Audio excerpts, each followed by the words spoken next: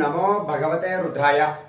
మీరు ఆర్థిక పరమైనటువంటి సమస్యలతో ఎక్కువగా ఎదుర్కొంటున్నటువంటి సమయంలో ఇప్పుడు నేను చెప్పబోయేటటువంటి పరిహారం ప్రతి శుక్రవారం నాడు కూడా సాయంత్రం సమయంలో అంటే 5:30 నుండి 7 గంటల మధ్యలో గనక ఈ పరిహారం ఆచరించారు అంటే ఖచ్చితంగా మీకున్నటువంటి ఆర్థిక పరమైనటువంటి సమస్యలన్నీ కూడా తొలగిపోయేటటువంటి అవకాశాలు చాలా ఎక్కువగా ఉంటాయి.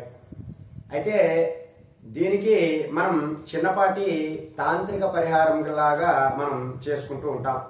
ఇది మీరు 7 శుక్రవారాలు ఈ పరిహారం ఆచరించాలి. అయితే ఈ 7 శుక్రవారాలు కూడా మీరు ఈ యొక్క పరిహారాన్ని ఆచరించిన తరువాత 8వ శుక్రవారం నాడు మీ దగ్గరలో ఉన్నటువంటి దేవాలయంకు వెళ్ళి అక్కడ ఉన్నటువంటి బ్రాహ్మణులకి మీరు నేను చెప్పిన విధముగా దక్షిణ తాంబూలాల్ని ఇవ్వాలి. ఇలా గనక మీరు చేశారు అంటే అతి తక్కువ ఖర్చుతో ఈ పరిహారం ఆచరించిన తర్వాత మీకు ధన సంపద అంతా కూడా ఒక ప్రవాహంగా మారుతుంది. అయితే ప్రధానంగా అమ్మవారి యొక్క అనుగ్రహం కూడా ఉండాలి. మనం ధనం సంపాదించుకోవాలి, మనకి ధనం రాబడి రావాలి అన్నా సరే అమ్మవారి యొక్క అనుగ్రహం అనేటటువంటిది ఖచ్చితంగా ఉండాలి. ఆ అమ్మ అనుగ్రహం కోసం మనం ప్రయత్నం చేసిన తర్వాత మనకి ఈ ధన సమస్యలన్నీ కూడా తొలగిపోయి ఆర్థిక బాధలన్నీ కూడా తొలగిపోయి ఆ మహాలక్ష్మి అనుగ్రహంతో మనకి ధన సంపాదన అంతా కూడా పెరుగుతూ ఉంటుంది. అయితే ఈ పరిహారం మీరు ఏ శుక్రవారం అయినా సరే మొదలు పెట్టవచ్చు.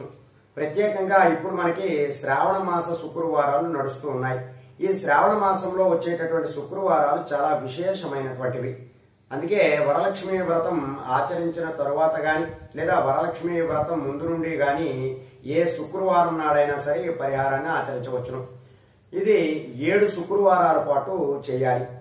ముందుగా మీరు ఒక శుక్రవారాన్ని సెలెక్ట్ చేసుకుని ఆ శుక్రవారం సాయంత్రం నాడు 5:30 నుండి 7 గంటల మధ్యలో మహాలక్ష్మి అమ్మవారి ముందు మీరు ఒక రాగి చెంబుని గాని లేదా ఒక రాగి గ్లాసును గాని ఉంచాలి. వాటిలో మీరు నిండా నీళ్లు వేసుకుని దానిలో కొంచెం పసుపును కూడా వేయాలి. ఇప్పుడు ఇవన్నీ కూడా పసుపు నీళ్లుగా మారుతాయి. ఇప్పుడు మారినటువంటి ఈ పసుపు నీళ్ళనన్నింటినీ కూడా అమ్మవారి ముందే ఉంచి వాటిలో కొద్దిపాటి మారేడు దళములను వేయాలి. ఒక 5 మారేడు దళములు, 5 తులసి దళములను కూడా వేయాలి. తులసి మనకు ఉంటుంది కదా, ఆ తులసిని కూడా మనం వేయాలి.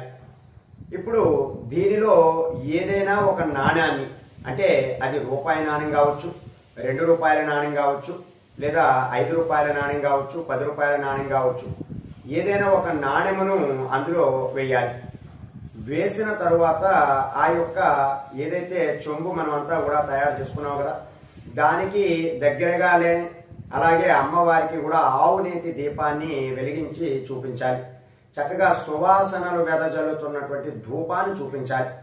ఇప్పుడు ధూపము దీపము సమర్పించిన తరువాత అమ్మవారికి ఏదైనా ప్రసాదాన్ని నైవేద్యముగా పెట్టాలి. అలా నైవేద్యముగా పెట్టిన తరువాత ఆ యొక్క ఏదైతే రాగి చెంబు అంతా కూడా తయారు చేసుకున్నాం కదా ఆ రాగి చెంబుకి మీరు హారతి కర్పూరాన్ని కూడా చూపించాలి. అలా చూపించిన తరువాత ఇప్పుడు ఆ రోజంతా రాత్రంతా కూడా మన గృహంలోనే ఉంచేస్తాం. అలా ఉంచిన తర్వాత మరుసటి రోజు శనివారం నాడు ఎక్కడైనా ఎవరూ తొక్కనటువంటి ప్రదేశం దగ్గర చెట్టు మొదటిలో ఈ నీటిని అలాగే మారేడు దళములను తులసి దళములను కూడా అక్కడే వేసేస్తాం.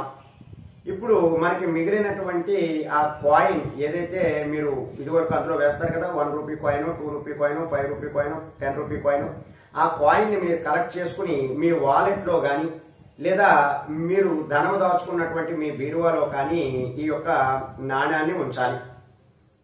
ఈ నాణ్యాన్ని ఉంచిన తరువాత మీరు మరలా వచ్చేటటువంటి శుక్రవారం నాడు మరలా ఇదే విధముగా పరిహారం ఆచరించాలి. మరలా ఒక రాగి చెంబు పెట్టడము, అలాగే ఆ రాగి చెంబులో నీళ్లు పోయడము, మరలా కొద్దిపాటి పసుపు వేయడము, మారేడు దళాలు అలాగే తులసి దళాలను కూడా వేయడము, వేసిన తరువాత మీరు ఒక కాయిన్ ని పెట్టడము కూడా చేయాలి. ఇలా 7 శుక్రవారాలు ఈ పరిహారాన్ని ఆచరించాలి. 7 శుక్రవారాలు కూడా పూర్తయిన తర్వాత 8వ శుక్రవారం నాడు ఈ యొక్క నాణ్యములన్నింటినీ కూడా కలెక్ట్ చేసుకుని మీరు ఈ 7 నాణ్యములను కూడా ఒక తాంబూలం రూపంలో మీ దగ్గరలో ఉన్నటువంటి దేవాలయంలో ఉన్నటువంటి అర్చకులు ఎవరికైనా సరే బ్రాహ్మణులు ఎవరికైనా సరే ఈ తాంబూలాన్ని మీరు ఆ 7 నాణెములతో కలిపి ఇవ్వడం ద్వారా మీకున్నటువంటి ఆర్థిక పరమైనటువంటి చిక్కులన్నీ కూడా తొలగిపోయి అధిక ధన సంపద అనేటటువంటిది పెరుగుతుంది. అయితే ఈ యొక్క పరిహారాన్ని మీరు 7 శుక్రవారములు గనక ఖచ్చితంగా ఆచరిస్తే ఆ మహాలక్ష్మి అమ్మవారి అనుగ్రహం అనేటటువంటిది మీకు కలుగుతుంది. అయితే ఇప్పుడు మీరు ఏదైతే రాగి చెంబు తయారు చేసుకుంటూ ఉంటారు కదా, ఆ రాగి చెంబు తయారు చేసుకుంటున్నటువంటి సమయంలోనే అమ్మవారి యొక్క ఒక మంత్రాన్ని చెప్పాలి. ఆ మంత్రం ఏమిటి అంటే, మహాలక్ష్మ్యై చ విద్మహే విష్ణు పత్న్యై చ ధీమహి తన్నో లక్ష్మీ ప్రచోదయాతు. మహాలక్ష్మ్యై చ విద్మహే విష్ణు పత్న్యై చ ధీమహి తన్నో లక్ష్మీ ప్రచోదయాతు.